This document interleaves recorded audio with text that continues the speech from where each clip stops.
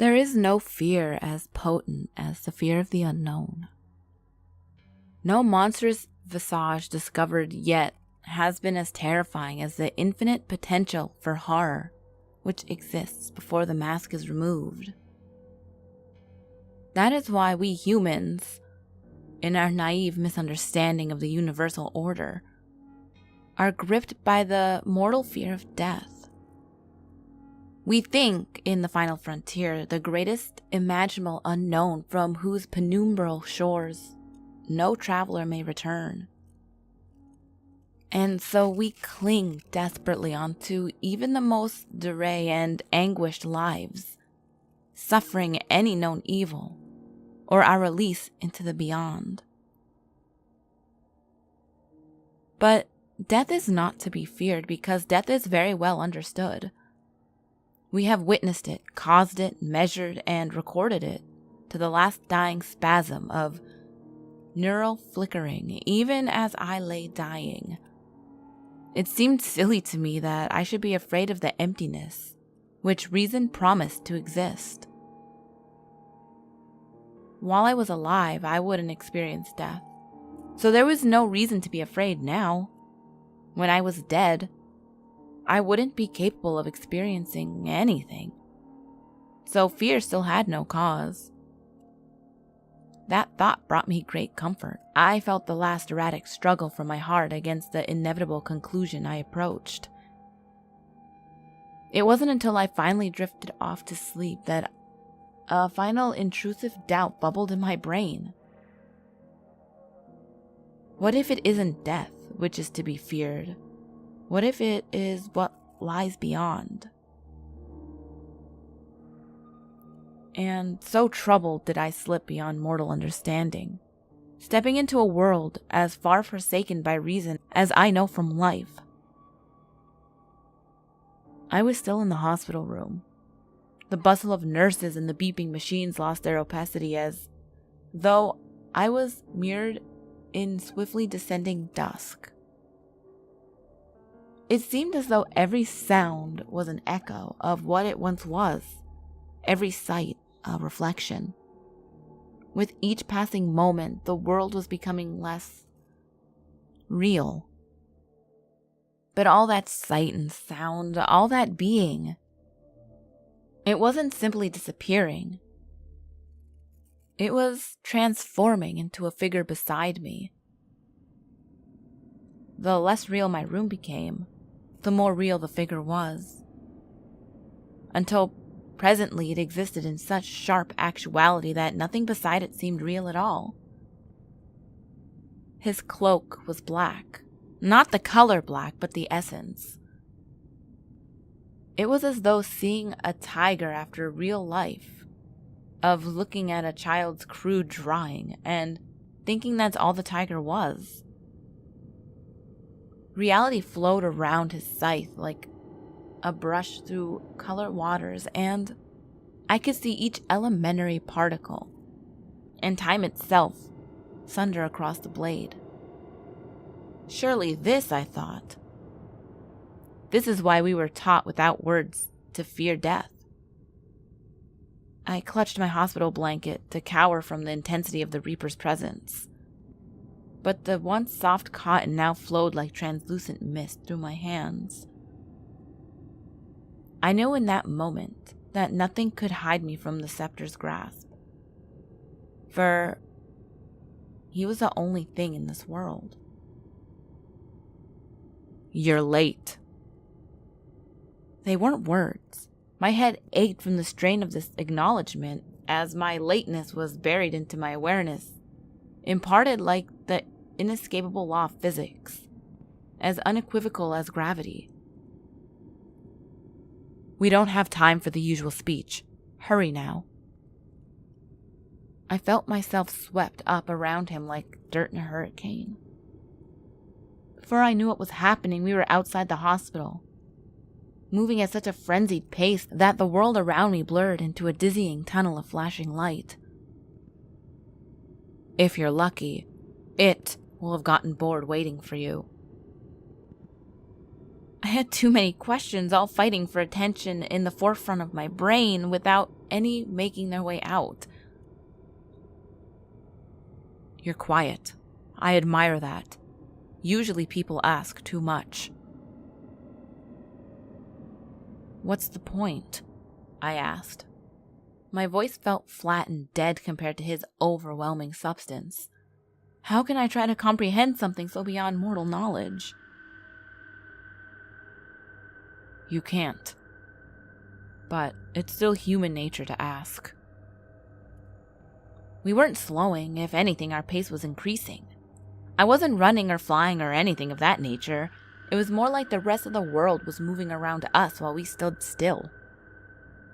The vague darkness and heavy damp smell made me guess that we'd gone underground, but I couldn't say for sure. One question then, I asked. What else is here besides you? And that is why questions are pointless. Death is not a place or a person. It's all there is. Troubling thought, but made more so by the growling howl which began reverberating the rocks around me. We still seemed to be descending into the earth, and the air was growing warmer and denser now. The sound continued to mount as though the world itself was suffering. Then, what is it? What I'm here to protect you from. The rock split from a flash of his scythe, and the ground opened further into a swirling cavern dominated by subterranean lake. But I thought you said you were all there is. No, I said death was all there is. We weren't moving any longer. Light glinted off the scythe from some unseen source and streamed into the lake like a tributary. Once inside, the light didn't reflect or dissipate, but swirled and danced like luminescent oil. I thought you were death. Death is not a person. The light was taking a life of its own inside the water. The still surface began to churn with the enigmatic energy. It took my scattered mind a long while to realize that I was the energy flowing into the lake. I still felt tangled up in the figure, but we now existed as a beam of light boiling into the water. I knew I wouldn't understand, but that didn't stop me from feeling frustrated. If death is all there is, then what is it? What was waiting for me? The water pressed in around me, and I couldn't speak, although I could still draw breath. Somehow. It is here. Something was in the water around me. Hands grabbed me by the legs and began to drag me downward. I was amazed to even discover I had limbs again. They felt so alien to me that it was almost as though this body was not my own. Light flashed from the scythe, and again. The hands let go, and the howling rose once more. The Reaper was fighting something, although I couldn't make any sense of the battle except for the madness of thrashing water. The howling earth reached its crescendo, and the screams made the water around me convulse and contract like living fluid. Had the Reaper cut it? Was I safe? I began to explore my new body in the water. But just when I thought I was beginning to gain control, the hands clutched me once more. I lurched downward, struggling in vain against their implacable grip. What is here? I tried to shout against the suffocating liquid. What is happening? But I couldn't sense the Reaper's presence any longer. The heat was unbearable, but the cold depths of the hands dragging me towards was even worse. I became aware of the blinding light at the bottom of the lake and thought I struggled. The hands dragged me onward. I'm sorry. I couldn't fight it off. It seemed to be coming from so far away now. We will try again next time. The pressure, the heat, the noise, the hands dragging me into the blinding light. I closed my eyes and screamed. I was free from the water now, but I just kept screaming. I couldn't bear to look at it. Whatever had stolen me. Whatever was death but wasn't. Whatever even the Reaper could not defeat. Then the words spoke. Real human words from a real human mouth. My senses were so distraught that I couldn't make sense of them. But I'm guessing they were something like, "Congratulations. He's a healthy baby boy." Most people can't remember the day they die, or the day they were born. I happen to remember both. And I know that they are both the same. And I know that they are the same.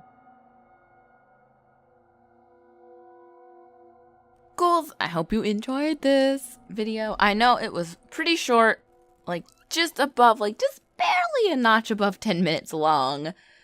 But I really liked it. It's so interesting. Like, I have this, like, awkward fear of... It's not, like, an awkward fear. It's just, like, a fear of death, even though I know there's, like, things after death. But, like, I don't just want to be, like, a ghost, you know what I mean? And I don't just want to be, like, in the spirit realm. Like, I want to be a human again, you know? And I like how this story was, like, you die, but then, you know, you get kind of, like, reincarnated. And I kind of believe in reincarnation. I mean, I have to. Not I have to, but, you know... the things with Aaron, my spirit guide, and whatnot. But I really liked it, and I hope you ghouls did too. Question of the day. Let's do irrational fears. Not just fears, but irrational fears. Like, my irrational fear is butterflies. I don't know why. They just scare me, and I scream every time one comes near me. So let me know your irrational fears in the comments below. But as always, ghouls, the last video will be on the top left. The next video will be on the bottom left. All my social medias are on the screen, as well as in the description box below. And remember, there's always someone or something watching you.